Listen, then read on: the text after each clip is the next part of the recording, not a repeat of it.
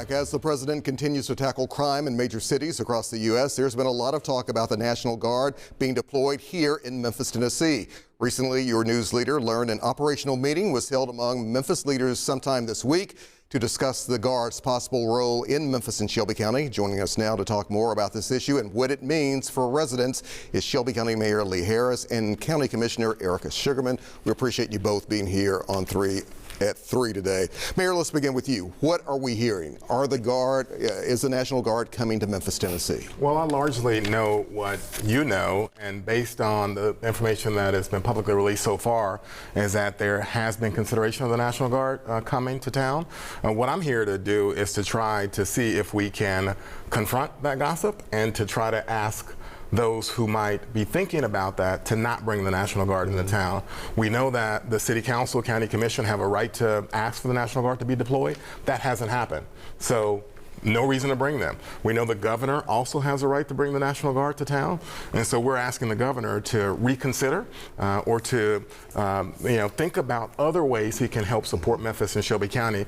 He recently announced the Tennessee Highway Patrol would be helping to police the streets. I think those kinds of things are appropriate. We also need help from federal partners, the FBI and the DEA and the ATF.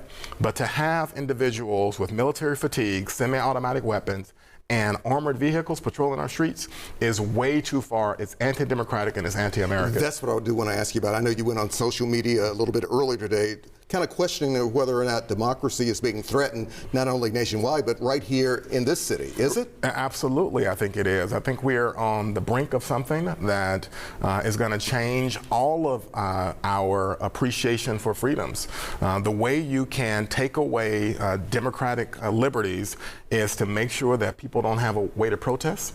And the way you do that is to patrol the city with military personnel.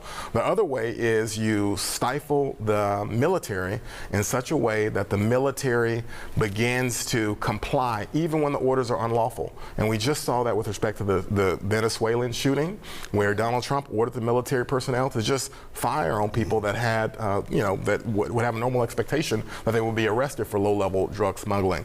So zero crime is great. We all want zero crime. But America is about freedom and democracy, and we're going in the wrong direction. Commissioner Sugarman, I want to definitely bring you in on the conversation as well. A lot of people out there, though, as you well know from speaking with your constituents, they say something's got to be done in Memphis. Is this the solution, the National Guard? Absolutely not. Let me say this, and I want to first congratulate and thank the Mayor Young as well as C.J. Davis for a wonderful job in the crime reduction in Memphis.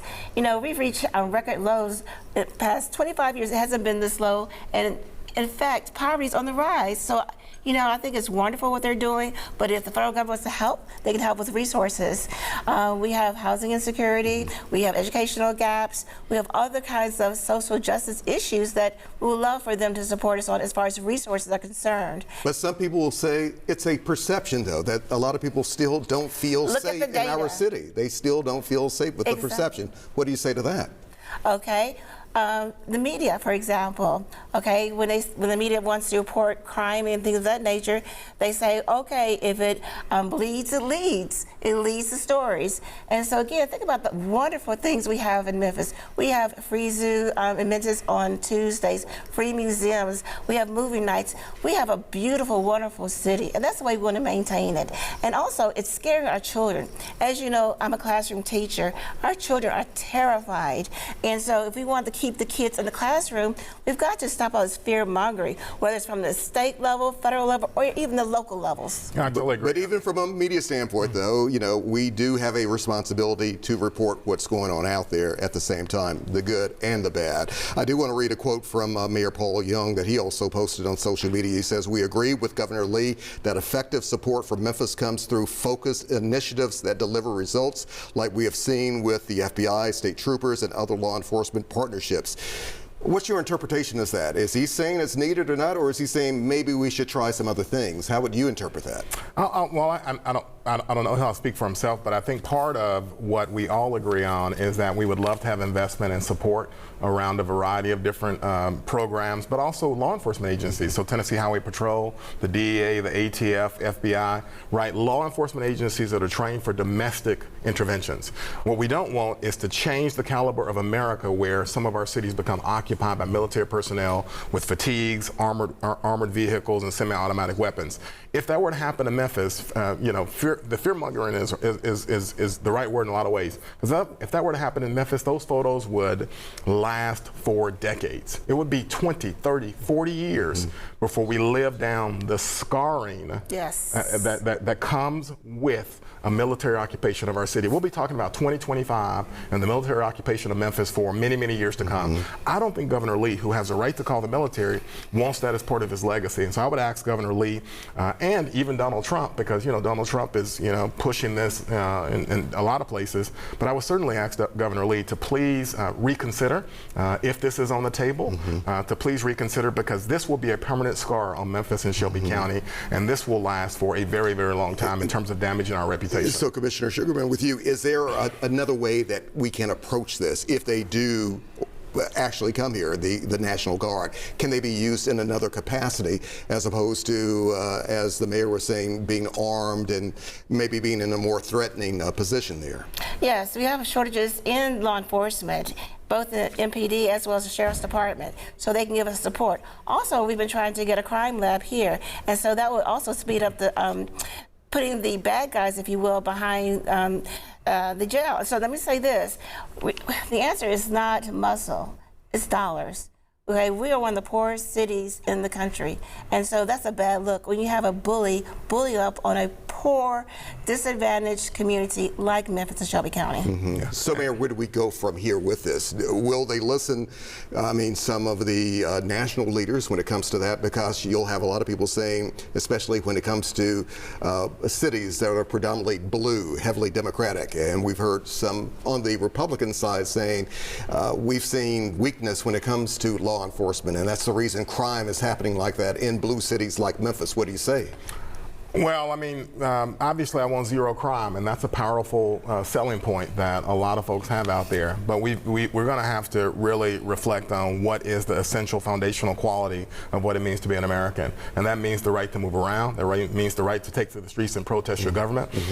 And although, Donald Trump is setting up to both overturn elections and to stay in office permanently past 2020, 2028, that is something we're going to have to all confront. So, just back to her point, just for one quick second, and I don't want to get distracted. The issue is that investment. And so since Donald Trump has taken office, and I'm not a Trump basher or anything, I just try to call it like I see it. But we know since he's taken office, we've seen the field office, the FBI field office, to leave Memphis and Shelby County. As it left Memphis and Shelby County, those resources went elsewhere. And so now the field office is in Nashville. Well, you can't respond to emergencies in Memphis if you're an FBI agent, if you're stationed in Nashville. At the same time, we know that in the last several months, they've cut gun violence intervention programs. And so those were programs that the police officers here relied on to intervene in the lives of folks who are gang banging and the folks who were likely to be victims of crime. And so we were seeing results, but there's been a divestment of those kinds of things. And you're right, this performance might lead to a temporary drop in crime, and we all want to see that. But the cost of that is the reputational damage and the giving up of our freedoms. Very quickly here, how much confidence do you have both in Governor Bill Lee maybe saying, let's slow this down a little bit? Do you think that can or will happen? I was encouraged by his last statement. His last statement was he's going to send Tennessee Highway Patrol. So hopefully that's the direction he's going in. Domestic law enforcement agencies and not military personnel in fatigues with semi-automatic weapons and armored vehicles. That is anti-American, and no one should want that on their legacy. Commissioner Sugarman, what about you? Are you hopeful that the governor will step in to slow this down?